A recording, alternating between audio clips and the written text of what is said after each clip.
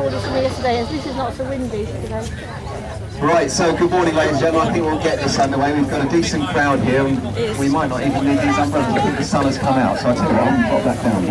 Just be quiet, don't say anything about the sun and then it'll come out. Every time he says the word sun, right, so good morning, my name's Kev and I'm here today just to sort of help things move swiftly along. But this, ladies and gentlemen, is Europe's first ever drag racing car, and I'd like to hand you over and introduce you firstly to Brian Taylor, who's a man who's been instrumental in getting this car into the state that it's in right now. It's been a journey of some, I think, 5 years, isn't it, Brian?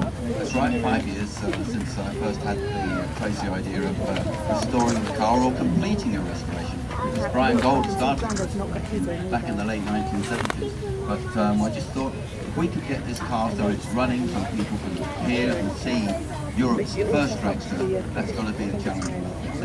Fortunately enough, I found enough friends and acquaintances, and we've got enough financial support to keep us going. It would never have been a quick job, it would have been a long job to do because we were learning as we went along. So, but it's now a stage we can hand back to the museum, who of course own it, and people can see it. But it will be taken out on a fairly regular basis now that it works and people want to see it, and so it becomes an ambassador for the museum.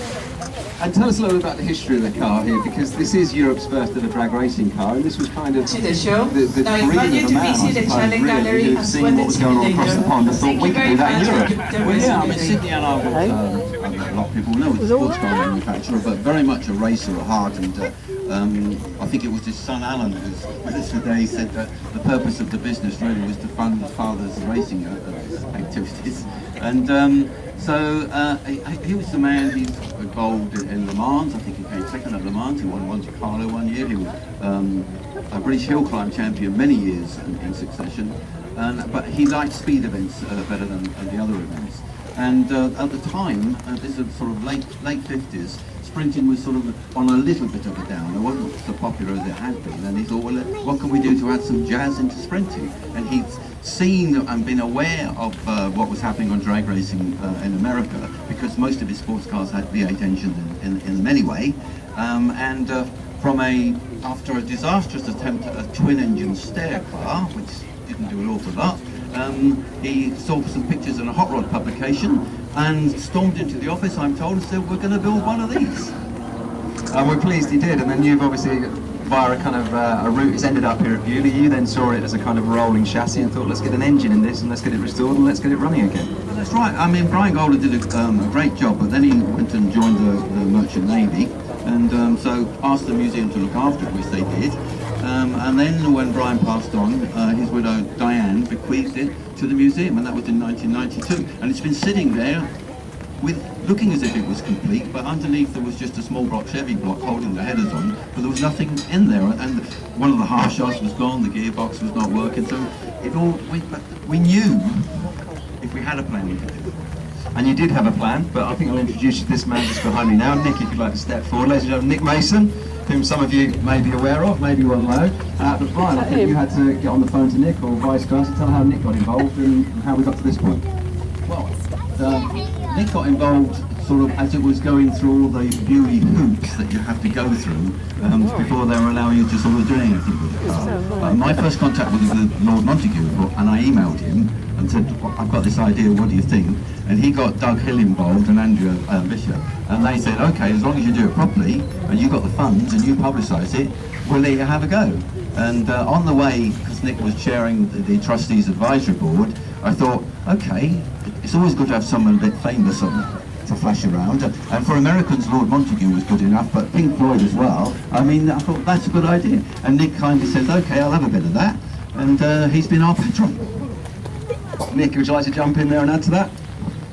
Yeah, well, I have to say it's one of the best jobs I've ever had, because I had to do very little, really. The real work has been done by Brian, and I think everyone should recognise that Brian and his entire team have done the most fantastic job. It's a fairly unique occasion, actually, because it's not very often that a National Motor Museum gets people from outside to come in and take on a project like this and do it so incredibly well. You can see, I saw the car in some of its early days, and I can tell you it didn't look like this. This is really good. Yeah, it's a fabulous restoration. I think we're about to get it fired up. all the chaps as well here behind you, Brian, I think you probably want to just say a word, you know, on behalf of thanking these guys, because a lot of these are volunteers. All of them are volunteers. More than volunteers, it's cost us a packet to do. I mean, just travelling takes loads of money out of it. But it's we're all drag racing enthusiasts. A lot of us have been involved in drag racing for probably too many years, and we should have grown up years ago, and we haven't. And this is what we knew it needed to be done. You can't have Europe's first dragster sitting there without an engine and doing nothing. I mean, dragsters make noises, you know. We can never race it because it's completely illegal, but we can cackle it, we can fire it up. Well, hopefully we can fire it up in the damp, but if it coughs a bit, by the way, because of the rain. But I have something I'd like to present. Yep, perfect. So I think we'll introduce this point as well. This is Russell Byrne, Managing Director of BEAULIeu here, the home of the National Motor Museum. Russell, I'll hand over to you, but I think Brian's got a restoration pack and a car that he'd like to hand over to you. Thank you very much. It is really a delight on behalf of the National Motor Museum to accept the car back to us in a much better shape than it was before you guys got involved, and to accept from Brian the sort of details, giving a record of all of the work that's gone on it, and that information will go into our records that we keep for this vehicle permanently, so that in 50 years time or 100 years time, hopefully people will still know the work that's gone on and see the part that you've played really in the history of the vehicle.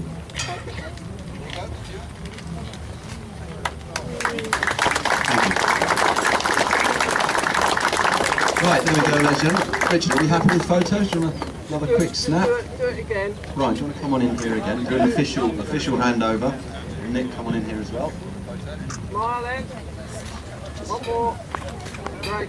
Thank you. Right, I think then, without further ado, Brian, I think we'll probably have to start this up. Oh, another quick photo here. I'll step out.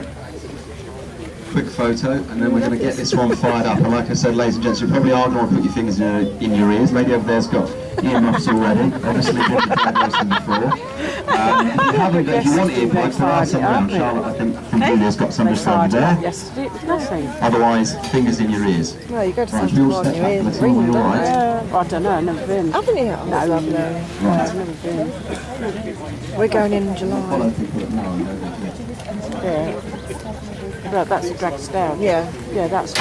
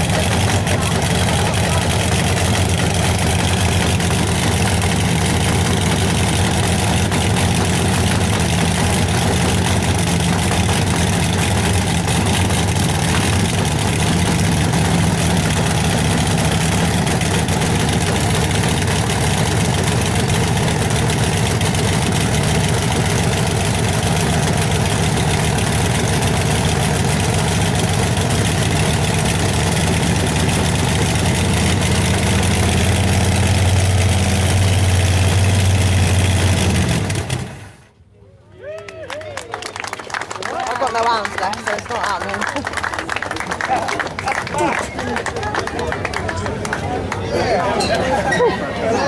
Ladies and gentlemen, thank you very much. That concludes our presentation here at the